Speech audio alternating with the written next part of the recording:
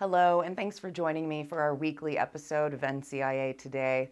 I'm your host, Bethany Moore, NCIA's Deputy Director of Communications, checking in with you every Friday with updates on what's happening in the cannabis industry and here at NCIA. It's been a busy week, both in politics and in preparation for next week's Cannabis Business Summit and Expo in San Francisco on December 15th through 17th. Before we check in with our DC office to get an update on cannabis policy reform efforts, here's your reminder to grab your tickets online now to make your check-in process that much easier next week. Also, heads up, the City of San Francisco and the Moscone Center venue are requiring both masks and proof of vaccination to attend. So please remember to bring your cutest face masks and take advantage of digital apps like Verifly or Clear to display your proof of vaccination. Be sure to pack some extra masks in your suitcase too. I personally have embraced mask fashion, so feel free to show off your fanciest face masks. Head to cannabisbusinesssummit.com and check out our lineup of educational panel sessions and keynote speakers. And take a moment to download the Cannabis Business Summit event app in advance so you can plan your experiences. Secure your tickets today. And if you're a member of NCIA, check your benefits because you're eligible for discounts on tickets or even sometimes free tickets depending on your level of membership.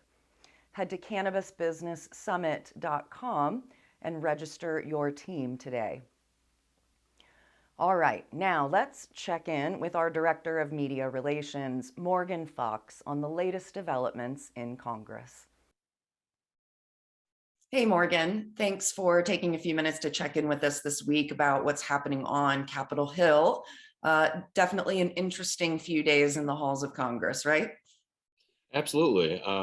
We've been looking at various ways to be able to pass the Safe Banking Act, and we were hearing some talk that Representative Perlmutter, who the champion and lead sponsor of that, was going to try to put it into a mandatory language for the NDAA, or National Defense Authorization Act.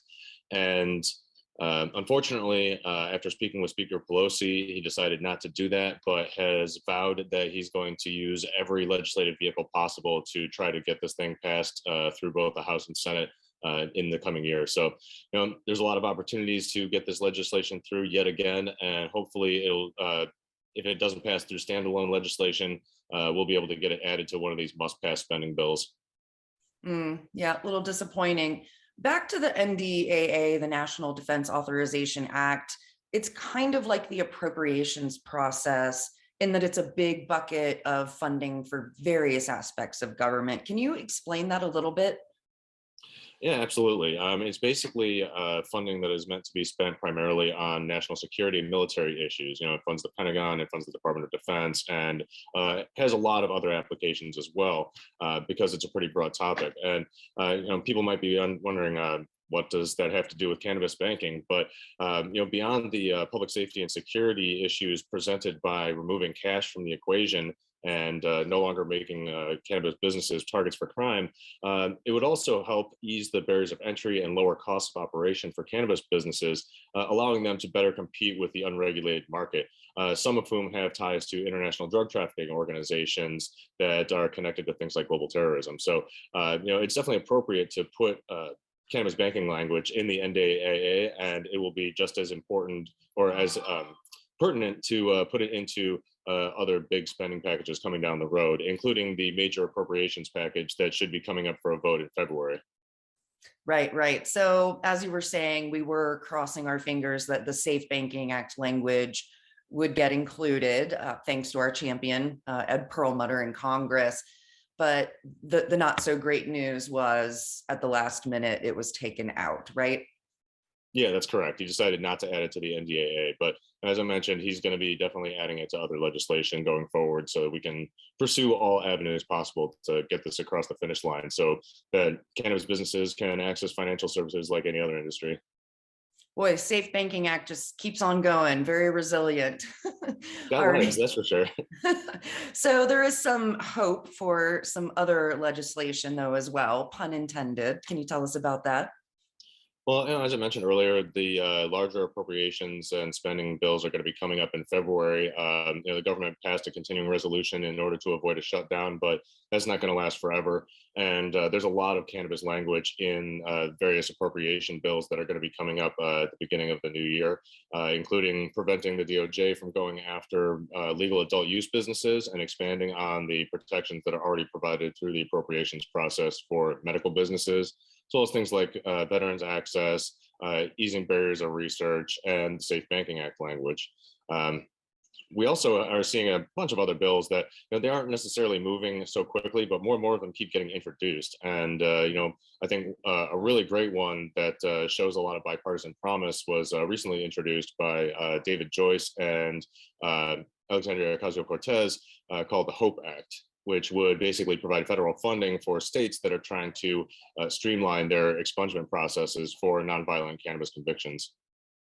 Yeah, that's great. That was some great news to see that piece of legislation introduced as well. Great. So, what else do NCIA members need to know right now, or what can they do to help these efforts? Well, I think it's really important to look out for the official introduction in the Senate of the Cannabis Administration and Opportunity Act, which is a comprehensive descheduling bill that Senate leadership elicited a lot of feedback on from advocates and industry members. Also, track in the House the progress of the MORE Act and the States Reform Act. And as always, contact your lawmakers and ask them to support cannabis policy reform.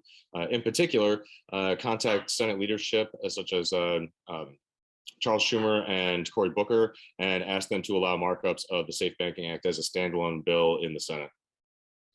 Great advice. Thanks so much. And thanks for keeping on top of all this as well. Looking forward to seeing folks in San Francisco next week at the Cannabis Business Summit and Expo. You won't be there though this time, right? I'm super jealous. It's okay. Maybe next year.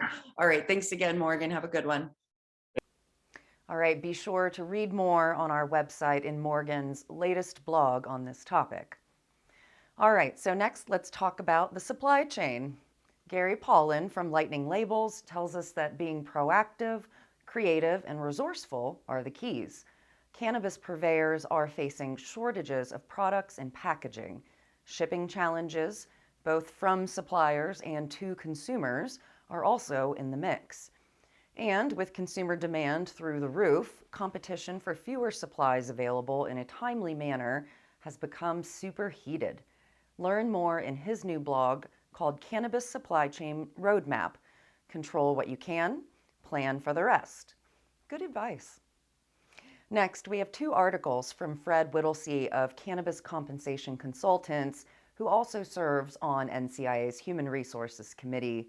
In his first article, Fred explains that there are three factors that explain where we are today in understanding and analyzing compensation levels and practices in cannabis, and three driving forces that will take us from today's Wild West to tomorrow's still innovative, still creative, but a bit more business-like approach to compensating employees in cannabis companies.